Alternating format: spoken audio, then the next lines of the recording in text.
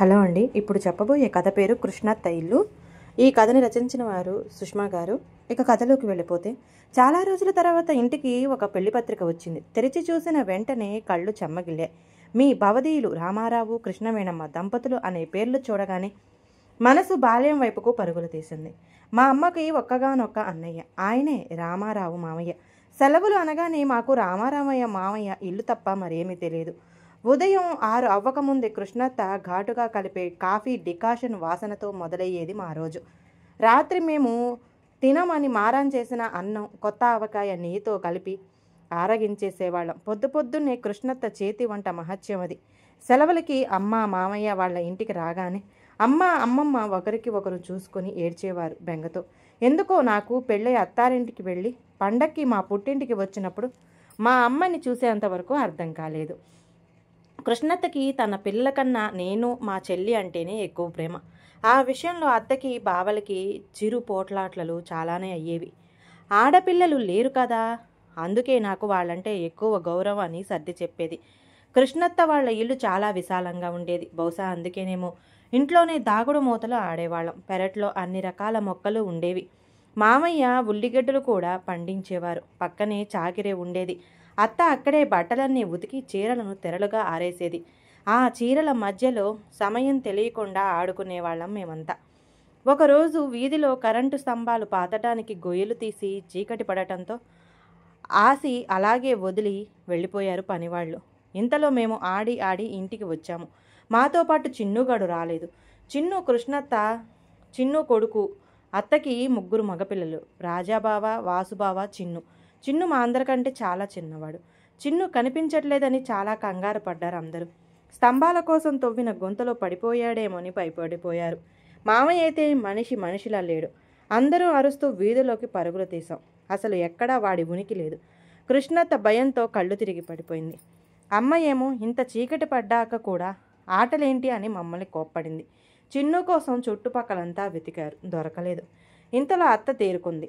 అమ్మ నన్ను వంటగదిలోకి వెళ్ళి మంచినీళ్ళు తీసుకొని రమ్మంది. అక్కడికి వెళ్ళి నీళ్లు ముంచుతుంటే ఉల్లిపాయ బుట్టల నుండి ఒకటే శబ్దం. పాము అనుకొని గట్టిగా అరిచాను. కర్ర పట్టుకుని నాన్న పరుగున వచ్చారు. ఉల్లిపాయ పుట్ట పక్కకి లాగగానే అందులో పచ్చి ఉల్లిపాయ తింటూ చిన్నుగాడు. అంతే, నాన్న ఒరే రాముడు అని గట్టిగా ఒక కేక వేశారు. అందరూ లోపలికి వచ్చారు. చిన్నును చూసి ఊపిరి పీల్చుకున్నారు. మామయ్యకి అత్తకి ప్రాణం లేచి వచ్చింది. మామయ్య వాడిని కొట్టబోతే అమ్మా నాన్న ఆపారు. చిన్న పిల్లాడు రా అన్నయ్య, ఏం తెలుసు వాడికి, మన పెద్ద వెధవలు చూసుకోవాలి వాణ్ణి అనగానే అందరికంటే పెద్దవాడైన రాజాబావకి దెబ్బలు పడ్డాయి. అబ్బా ఉండరా చాలే, వాణ్ణి కొట్టొద్దు అంటే వీణ్ణి కొట్టమనా, ఇంకా ఊరుకో అని అక్కడితో ఆ గలాట ఆపింది అమ్మ. మేము దాగుడు మూతలు ఆడుకుని ఇంటికి వస్తే చిన్ను ఇంట్లో వాళ్ళందరి చేత దాగుడు మూతలు ఆడించాడు. ఆ సంఘటన ఇప్పటికీ మర్చిపోలేను నేను. అప్పటి నుండి చిన్ను పేరు పచ్చి ఉల్లిపాయి అని సార్థకం అయిపోయింది. ఇప్పటికీ నా ఫోన్లో కూడా వాడి నెంబర్ అలానే సేవ్ చేసుకున్నాను. రోజు రకరకాల వంటలతో విందు భోజనం, ఆ తర్వాత ఆటల సందడి. ఇప్పుడంటే కడుపులో బాలేకపోతే ఏదో ఒక మాత్రం మింగుతాం. కానీ అప్పుడు మా అత్త అమ్మ ఆముదం చింతపండు పుచ్చుకొని మా వెనక పరిగెట్టేవారు. వాళ్ళకి దొరకకుండా మంచాల కింద చెట్ల వెనకాల దాక్కునేవాళ్ళం. అయినా సరే బలవంతంగా ఆముదం మా గొంతులో పోసి చింతపండు మా నాలికకు రాసేవారు. ఆ నిమిషంలో మా పరిస్థితి వర్ణనాతీతం. అయినా ఎవరి పని వారు చూసుకోకుండా పక్కవారి ముఖాలు చూసి వారి హావభావాలకు పొట్ట చెక్కలయ్యేలా నవ్వుకునేవాళ్ళం. అందుకేనేమో మొహం చిట్లించుకొని ఉంటే ఆముదం తాగిన మొహంలా ఉంది అంటుంటారు మన పెద్దవాళ్ళు. చూస్తూనే 10 ఏళ్ళు గడిచిపోయినవి. మేము స్కూలు పూర్తి చేసి కాలేజీ చదువు చివరికి వచ్చేసాం. చివరి సంవత్సరం పరీక్షలు రాసి ప్రతి ఏడులాగే ఆ ఏడు కూడా కృష్ణత్త ఇంటికి వెళ్ళాం. ఈసారి నేను ఒక్కదాన్నే వెళ్ళాను. నేను వస్తున్నాను అని మామయ్య బుట్ట నిండా మామిడి పళ్ళు తెప్పించి ఉంచారు.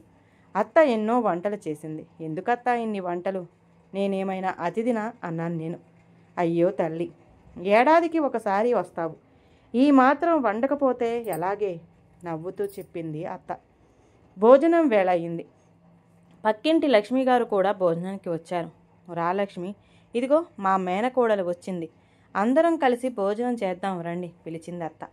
అత్త, నేను వెళ్ళేలోపు కొన్ని వంటలు నాకు నేర్చుకుంటాను, నేర్పు అడిగాను నేను. ఎందుకే తల్లి, పెళ్ళయి ఇక్కడికేగా వచ్చేది, ఓపుకున్నంతకాలం మీ అత్తయ్య వంట చేసి పెడుతుంది. నిన్ను కాలు కింద పెట్టనిస్తుందా? పురిటికి కూడా పుట్టింటికి పంపదు. ఎంత అదృష్టవంతురాలివే నువ్వు. లక్ష్మీ ఆంటీ అన్న మాటలకు నా మొహంలో మెదిలిన ప్రశ్నార్థకం అత్తకి లక్ష్మీ ఆంటీకి కొట్టొచ్చినట్లుగా కనిపించింది. అత్త, నేను పెళ్ళై ఇక్కడికి రావడం ఏంటి? మనసులో ఉన్న అనుమానాన్ని దాచుకోకుండా అడిగేశాను. అదేనే, రాజాబావని చేసుకున్నాక ఇక్కడికి రావాల్సిందేగా అని లక్ష్మి ఉద్దేశం. తాపీగా అనేసిందత్త. మరి నీ ఉద్దేశం? అన్నం తినడం ఆపి అడిగాను. నా ఉద్దేశం మరొకటి ఏముంటుంది? నాది, మీ మామయ్య, అమ్మమ్మలది, ఇంకా చెప్పాలంటే మీ అమ్మ నాన్నలది కూడా అదే అభిప్రాయం. నీకు రాజాకి పెళ్లి చేయాలని చెప్పిందత్త. అత్త, నాకు బావని పెళ్లి చేసుకునే ఉద్దేశం లేదు. మొహమాటం లేకుండా చెప్పేశాను. కృష్ణత్త తెల్లబోయి నన్నే చూస్తూ ఉండిపోయింది. లక్ష్మీ ఆంటీ అనవసరంగా ఈ ఊసెత్తాను అన్నట్టు నేలవైపు చూస్తూ వెళ్ళొస్తాను వదిన అని లేచింది. ఉండు లక్ష్మి, ఒక నిమిషం మాట్లాడుతున్నాను కదా. అదేంద్రా, చిన్నప్పటి నుండి నీకు బావని ఇచ్చి పెళ్లి చేద్దాం అనుకున్నాం కదా. నీకు బావ అంటే ఇష్టం లేదా అంది అత్త. నాకు రాజా అంటే ఇష్టమే అత్త, కానీ ఒక స్నేహితుడిగా, మామయ్య కొడుకుగా అంతే. పెళ్లి చేసుకునే ఇష్టం వేరు. అది నాకు రాజా మీద లేదు చెప్పాను నేను. అదే రాజాకి ఏం తక్కువ? అత్త మాటల్లో ఉక్రోషం, బాధ రెండు స్పష్టంగా వినపడుతున్నాయి. అత్త, నేను బీటెక్ చదివాను, ఎంటెక్ కూడా చదువుతున్నాను. క్యాంపస్లో జాబ్ తెచ్చుకొని హైదరాబాద్లో ఉద్యోగం చేస్తున్నాను. భవిష్యత్తు మీద చాలా చక్కగా ప్రణాళిక వేసుకున్నాను. చదువు పక్కన పెడితే ఎప్పుడూ నా ఊరి వదిలి రాను. నా ఊరి కోసమే బ్రతుకుతాను అనే మామయ్య వారసత్వాన్ని పుణికిపుచ్చుకున్నాడు రాజాబావ. తాను కూడా ఇక్కడే పొలంలో వ్యవసాయం చేసుకుంటూ జీవితం సాగిస్తాను అని ఎప్పుడు అంటాడు. అవన్నీ తెలిసి నేను ఎలా రాజాని పెళ్లి చేసుకుంటాను అనుకున్నావత్త? నాకు రాజాకి పొంతన కుదరదు అత్త. నా వాదన మొత్తం వినిపించా. చూడు శైలు, నా కొడుకు అప్రయోజకుడే కావచ్చు, కానీ సోమరిపోతు కాదు. కష్టపడి పనిచేయటం ఒక్కటే వాడికి తెలుసు. మనుషుల్ని బాధ పెట్టడం, మనసుని గాయపరచటం వాడికి రావు. వాడు బంగారం. నీ ఇష్టం ఏదైనా కావచ్చు, నీ మనసులో ఎవరైనా ఉండొచ్చు, కానీ నీ అయిష్టత చూపించడం కోసం నా కొడుకుని పనికిరాని పదార్థం అంటే మాత్రం తల్లిగా నేను సహించలేను. లేచి వెళ్ళిపోయింది అత్త. పుట్టి ఊహ ఎరిగాక మొట్టమొదటిసారి అత్త నాతో నా అనే వేరు చేసి మాట్లాడటం విస్తపోయాను. అర్థం చేసుకుంటుంది అనుకుంటే కోపం తెచ్చుకుంది. నేను ఏమీ తక్కువగా మాట్లాడలేదు. మనసులో ఉన్నది చెప్పాను, కానీ చెప్పిన విధానం తప్పు, చెప్పిన సమయం తప్పు. అది ఇన్నేళ్ళయ్యాక నాకు అర్థమైంది. మామయ్య రాగానే అత్త గదిలోకి తీసుకెళ్లి జరిగిన విషయం చెప్పినది. నేను వెళ్తాను మామయ్య అనగానే, అప్పుడైనా వీల్లేదు అని అలవాటుగానే మామయ్య సరే అని ముక్తసరిగా నన్ను బస్సు ఎక్కించి వెళ్ళిపోయాడు. అప్పుడు మాత్రం దుఃఖం కళ్ళలో నుండి పొంగుకొచ్చింది. ఇంకా కృష్ణత్త ఇంటికి వెళ్ళలేను, అందరితో మునుపటిలా ఉండలేను. ఎందుకో తెలియదు, చాలా బాధగా అనిపించింది. నేను మాట్లాడింది తప్పు కాకపోవచ్చు, కాకపోతే నేను మాట్లాడిన తీరు ఎంత తప్పో మా ఇన్నేళ్ల దూరం తెలిసేలా చేసింది. ఆ రోజు నుండి అత్త మామయ్య నన్ను వాళ్ళ ఇంటికి పిలవడం, ఉత్తరాలు రాయడం కూడా మానేశారు. ఒక పక్క బాధ, మరో పక్క కోపం వచ్చాయి.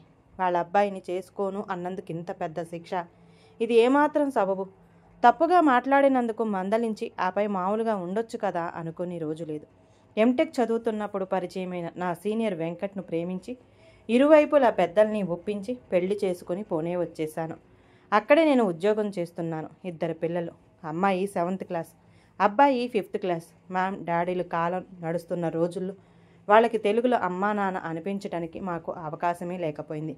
ఎక్కడా స్కూళ్ళు, చదువులు. మహా అయితే వారానికి ఒకరోజు వాళ్ళ అమ్మమ్మ తాతయ్యలకి ఒక వీడియో కాల్, నానమ్మ తాతలకి మరొక వీడియో కాల్, అంతే. ఆ వీడియో కాల్స్లో కూడా వీళ్ళ ఇంగ్లీష్ కబుర్లకి వాళ్ళు పొంగిపోతారా తప్ప వీళ్ళకి తెలుగు నేర్పే అవకాశం ఎక్కడిది? తెలుగు అక్షరం ముక్క చూసి 13 ఏళ్ళైంది ఈ పూణేకి వచ్చాక. ఇన్నాళ్ళకి ఈ పెళ్లి పత్రిక చూపింది నా వాళ్ళ ఉనికిని. మర్చిపోలేదు కృష్ణత్త, నిన్ను, మీ ఇంటిని, ఎవరిని మర్చిపోలేదు. వెంకట్ పిల్లల్ని తీసుకొని పెళ్లికి 2 రోజుల ముందే అమ్మ వాళ్ళ ఇంటికి చేరుకున్నా. రాత్రి 12 గంటలు దాటడంతో మమ్మల్ని రిసీవ్ చేసుకుని రెస్ట్ తీసుకోమన్నారు. నాన్న నాకు కృష్ణత్త ఇంటికి వెళ్ళాలని, ఆమెను కలవాలని ఉన్న. తను నాతో ఎలా ఉంటుందో, మునపటిలాగా పలకరిస్తుందా, అసలు నా కార్డు మనస్ఫూర్తిగానే పంపారా, లేక పంపాలి తప్పదన్నట్టు పంపారా, ఇన్ని సందేహాలతో నాకు అసలు నిద్ర పట్టలేదు. మా ఇంటి మండువా దగ్గర కూర్చుని దీర్ఘంగా ఆలోచిస్తున్నా నేను. శైలు అమ్మ పిలుపుతో తలెత్తి చూశా. ఏమీ ఆలోచించకుండా వెళ్ళి పడుకో, అందరూ బాగానే ఉంటారు. నా మనసులో ఏముందో టక్కును తెలుసుకొని జవాబిచ్చింది అమ్మ. మరుసటి రోజు ఉదయాన్నే కారు మాట్లాడుకుని కృష్ణాత్ ఇంటికి బయలుదేరాం. చిన్నప్పుడు బస్సులో వెళ్ళేవాళ్ళం. ఎప్పుడెప్పుడు చేరతామా అని నిమిషాలు లెక్క పెట్టుకునేదాన్ని. ఇప్పుడు మాత్రం చాలా గాబరాగా ఉంది.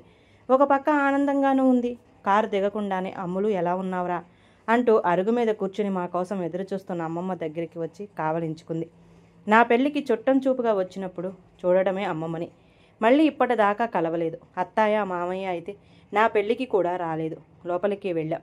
చిన్నబావ వాసు ఎదురయ్యాడు. శైలు, వెంకట్ గారు, అత్తయ్య మామయ్య రండి రండి పిల్లలు రండి అని ఎంతో ఆప్యాయంగా ఆహ్వానించాడు. మమ్మల్ని విడిది గదికి తీసుకెళ్లి టిఫిన్లు పంపిస్తాను, ఫ్రెష్ అవ్వండి అని చెప్పి పెళ్లి పనుల్లో నిమగ్నమయ్యాడు. ఈలోగా రాజాబావ వాళ్ళ ఆవిడ మమ్మల్ని కలవడానికి వచ్చారు. బాగున్నావా శైలు, మీ పిల్లల, మీ వారు ఏరి అంటూ అందరి వంక చూస్తూ అడిగాడు రాజాబావ. నాకు ఏమిటో మొహమాటంగా అనిపించింది తనతో మాట్లాడటానికి. ఆనాటి నుండి మళ్ళీ రాజాతో కూడా నేను మాట్లాడలేదు. తాను నాతో మాట్లాడలేదు. అయినా ఎంతో అభిమానంగా పలకరించాడు. బాగున్నావా బావా, అదిగో మా వారు, మా అబ్బాయి తయారవుతున్నాడు, ఇదిగో మా అమ్మాయి. మీ పిల్లలు ఇద్దరు మగపిల్లలేనా? అత్తలాగా మాట కలిపాను. అవును శైలు, నాకు ఆడపిల్లలు లేరు. వాసుకి బాబు పాప చెప్పాడు రాజాబావ. రాజాబావ భార్య, నా పేరు సుధా అండి. మీ అమ్మగారు నాన్నగారు బాగా తెలుసు. మిమ్మల్ని ఇదే కలవటం అని పరిచయం చేసుకుంది. చాలా కలుపుకోలుగా ఉంది. పెద్దగా చదువుకోలేదు కానీ చాలా గుణవంతురాలని అమ్మ చెప్పింది. అందరూ కలిశారు, అత్త మామయ్య తప్ప. తయారై కిందకి వెళ్ళాము. వంటగదిలో నుండి కాఫీలతో బయటికి వచ్చింది అత్త.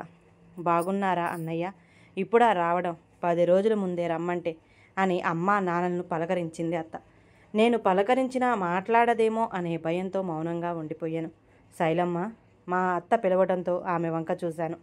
కళ్ళల్లో కోపం లేదు, ప్రేమగా చూస్తుంది. అత్త అని వెళ్ళి గట్టిగా పట్టుకొని ఏడవాలనిపించింది.